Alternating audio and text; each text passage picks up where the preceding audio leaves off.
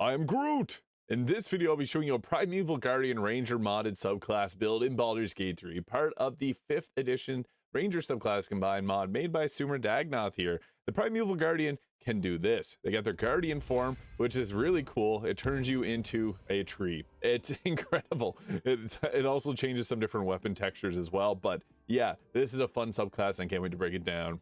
So we'll first start off with the Ranger here. Favorite enemy, I like the Bounty Hunter to give enemies disadvantage on their saving throw against Ensnaring Strike, but the Ranger Knight if you really want heavy armor. The Natural Explorer, Fire. Wasteland Wanderer, give us fire resistance. It's really nice. Poison's also really good in the early game.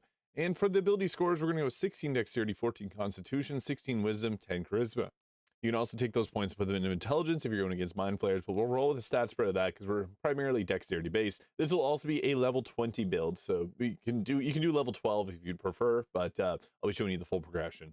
At level 2, we get to select spells, and I'd recommend taking Ensnaring Strike and also Hunter's Mark. And then for the fighting style, Archery if you really want to use ranged weapon attacks often, or Defense for +1 armor class, which is never a bad choice, but I'm going to go with the Archery there as we are a Ranger, and Archery in Baldur's Gate 3 is not as good with a Ranger. Typically a Sword Bard outperforms or an Arcane Archer Fighter, but we're going to take advantage of everything that we got with this. Subclass, Primeval Guardian. This gives us the Piercing Thorns. During each of your turns, you can deal additional 1 to 6 piercing damage to a creature you hit with a weapon attack, so this gives us increased damage. We also get our Guardian form, as you saw previously, increases your size to large, reducing movement speed to 1.5 meters. So yeah, you do lose quite a bit of movement speed. Just something you want to set up when you're in a good position. Then we also get Entangle. The nice thing about a Ranger though is it has attacks from all ranges. You can do close range or far away. And we can also take like Hail of Thorns or Fog Cloud, or I mean, you can use Long Stride or 2 even, increase movement speed.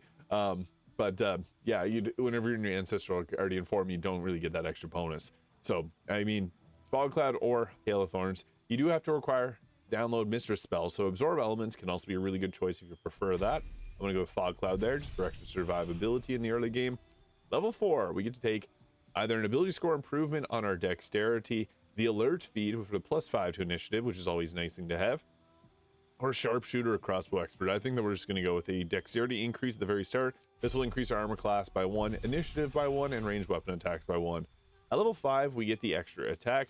We also get Enhance Ability, which is a nice thing to have, and we get to take level 2 spells. This is the powerful level 5 Spike, so we'll go with Spike Growth there, as this is great crowd control, does require concentration. You could also go with Silence if you want to upset any spellcasters you may be going against. Level 6 lets us take another favorite enemy. You can take the Ranger Knight for the heavy armor proficiency. Really, we got the Bounty Hunter, which is one that we want, and we're going to go with another Wasteland Wanderer Poison to resist poison damage, which is somewhat common in the game. Level 7, we get the subclass feature Ancient Fortitude. When you assume your Guardian form, your maximum and current health points will increase by 14, giving you much more health, and this will also scale up too as we increase in level. At next level, we'll take Silence there just to shut down any spellcasters, and into level 8 here, we get the Land Stride. Difficult terrain no longer slows us down, and we'll take another feat. At this point, I think the Initiative +5 from Alert works best. Now, level 9. We get the Venomous Barbs, imbue of friendly animals melee attacks with additional 1d4 piercing that can poison enemies for 1d4 poison. And we also get to take level 3 spells with Lightning Arrow, Conjure Barrage, and Plant Growth. Since we're kind of themed around nature, Plant Growth makes sense here. We're a tree, we can grow grass. And once we get to level 10 here, we then get the Hide in Plain Sight, given a +10 to stealth checks as long as you stand still, which can be useful at certain points. Favorite enemy, your choice if you want the Religion or Arcana checks. And then Wasteland Wanderer Cold. Not a bad choice to give you cold damage resistance. Level 11 gives a subclass feature Rooted Defense. While in your Guardian form, the ground within 9 meters of you is difficult terrain for your enemies.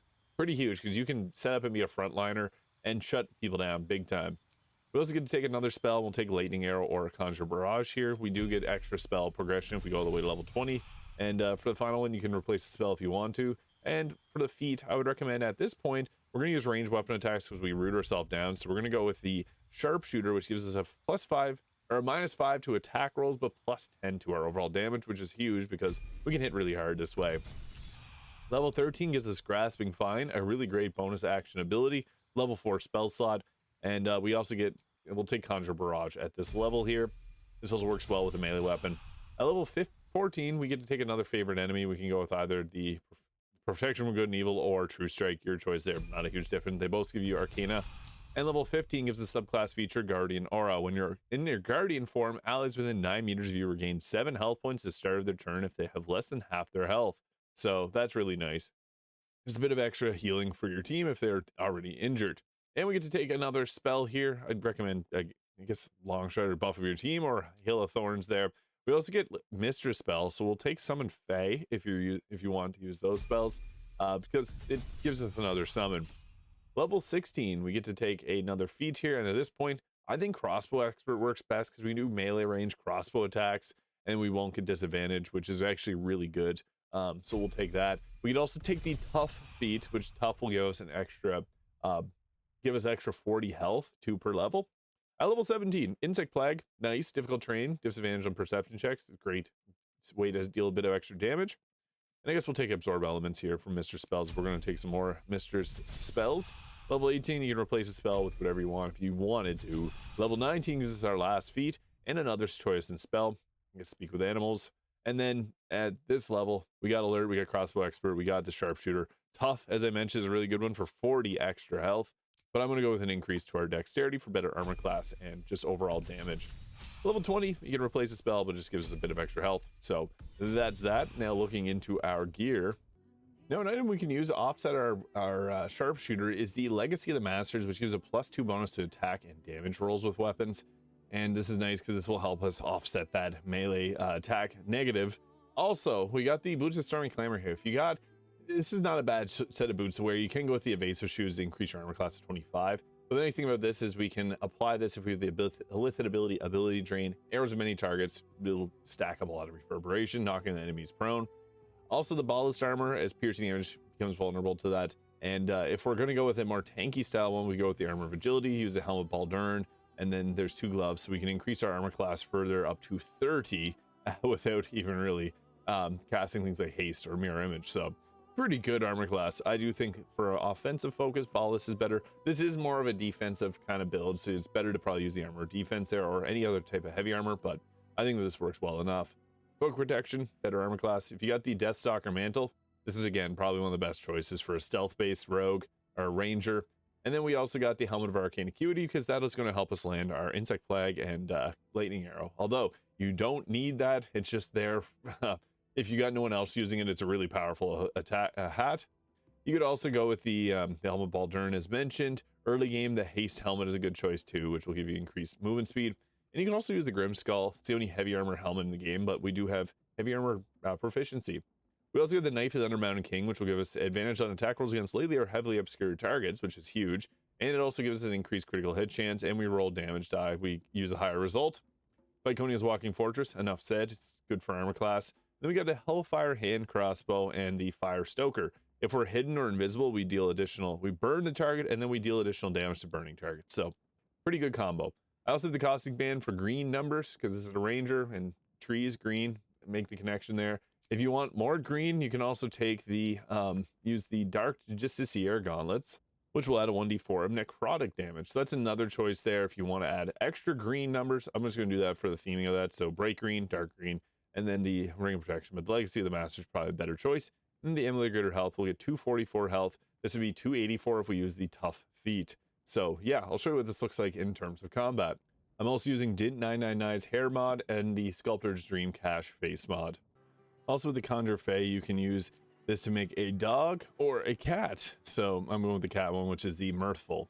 Now, in our first turn of combat, we got one of the most powerful abilities with the Insect Plague to shut down crowd control.